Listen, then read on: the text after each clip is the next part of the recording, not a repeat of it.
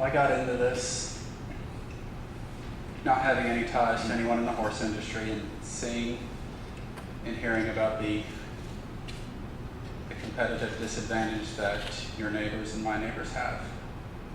And there are other issues, of course, and those other issues just, they never seem to get resolved. They just, one thing gets fixed and something else crops up, and so there's always going to be issues. One of the things that I've heard is preventing slots from going through, or for that matter, a full-fledged casino is some of the people that could be hurt or would be hurt by gambling addiction. And I'm not saying that addictions don't happen, but that's something that I believe is a choice. Your neighbors and my neighbors, they don't necessarily have a choice when their employer moves the horses out of state. I just found out today 2,000 mares have been moved out of state in the last year. So our neighbors are being forced to relocate, or they're being put on unemployment. And a lot of these people don't have some of the skills or the training required to go out and find some of the other jobs that might be available.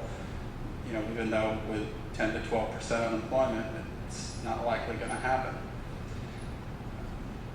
I'll just close with one of my favorite quotes from Thomas Jefferson.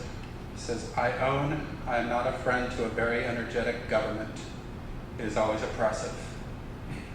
And anytime you start getting into government that starts trying to do too much, we end up where we're at today, feeling like there's less freedom than we have.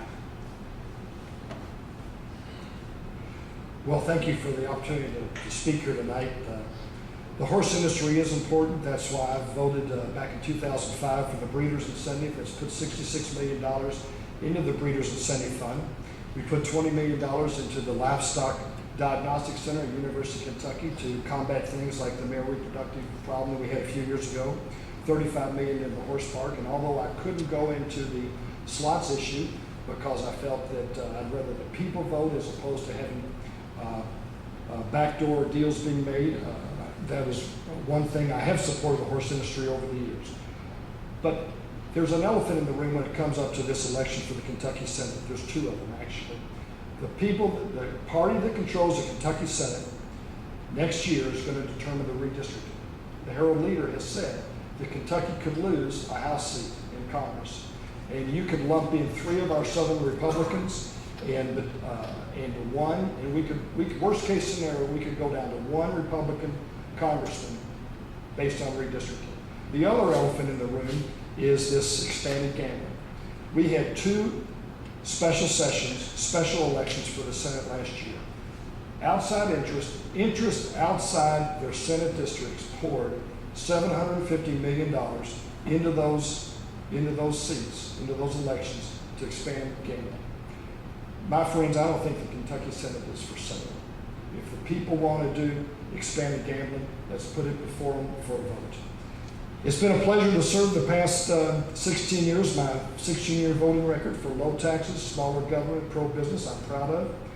I've been proud to serve my constituents and help them as best as I can.